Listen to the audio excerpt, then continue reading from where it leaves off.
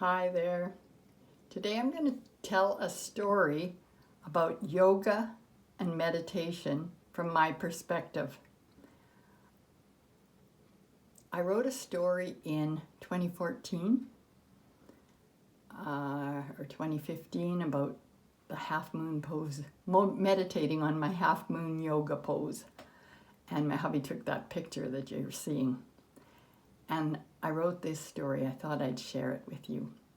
I was introduced to yoga when I left home. I was in a mountain chalet in Collingwood, Ontario, taking part in a culture exchange program. Another participant was practicing 20 minutes of yoga, followed by 20 minutes of meditation, first thing in the morning, and offered to show me the yoga poses.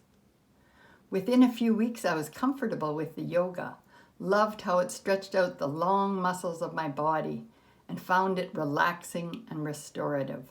I'd finished and felt prepared for the day. I was totally comfortable with 20 minutes of prayer while she was doing her meditation, but wanted to learn more. I did, taking training in transcendental meditation, and continued that in the yoga as a practice for the next 4 years. When I was in a marriage preparation session to have my future husband's first marriage annulled in order to marry in the Catholic Church, I answered the priest's query about my prayer life, explaining my meditation and yoga practice as part of it. When I heard his exhortation on how that was the work of the devil, I let it go like a hot potato. It was several years later at a church rummage sale. I picked up a used copy of Hatha Yoga, and out on the farm, that book felt like a lifesaver. I was back into practice and learned at least 3 versions so I could have different poses for different days I practiced, and it not only toned my body, but was calming for my mind. It spoke about meditation as a natural ending to any practice, and I combined it with my prayer life. I would often fall off the wagon, so to speak, as in quit doing yoga when motherhood and work life was a bit much.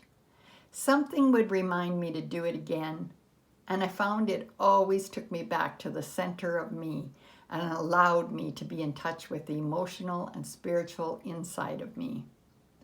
When a life crisis hit and I was in a women's program, the leader, who became a lifelong friend, gave me cassette tapes of a woman leading a yoga program to background music of the Beatles. I can still hear. Some women put on a 5-minute facial while they are upside down in the shoulder stand to the background music of "Hey Jude, don't be so sad, you were made to go out and get her," ringing in my ears.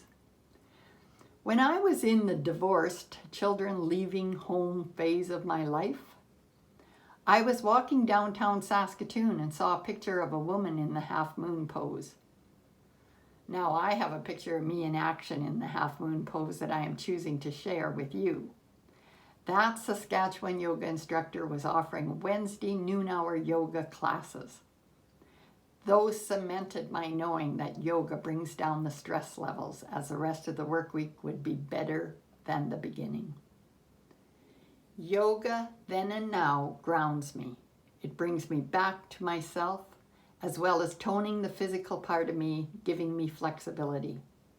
The meditation at the end of the session on the yoga mat on my living room floor is like having a couple hours of sleep. Still, in the morning when I begin my practice, and it begins with a deep, deep breathing, it's like I have found home, as near every yoga practice we'll talk about breathing. I love the names of the poses. Who wouldn't like to be referred to as a standing mountain or a hero? 2 friends of mine asked me to join a different yoga class. What I remember about that one is the weekly time where the tears would flow freely as I learned where in my body I stored old memories that needed healing and release. I'm glad the teacher and the people in that class gave me that safe experience. My son gave me the bestest gift ever about 7 or 8 years ago, 3 DVDs from a company called the White Lotus Foundation. It's 3 different yoga programs, each about an hour long, 45 minutes of yoga poses with a 15-minute meditation ending. It tones my body, is rejuvenating, and allows me the energy to do every other thing in my life, and these days, mostly with joy. Yoga helps me connect with what some people might call God, or what I'd call all that is. It reminds me of a song I wrote with words, I trust in the universal light. It connects me with my body, mind, and soul. That is what my yoga, meditation, and the half moon pose do. Sometimes connects me with that universal oneness. Thanks for listening and looking at my pictures. Bye for now.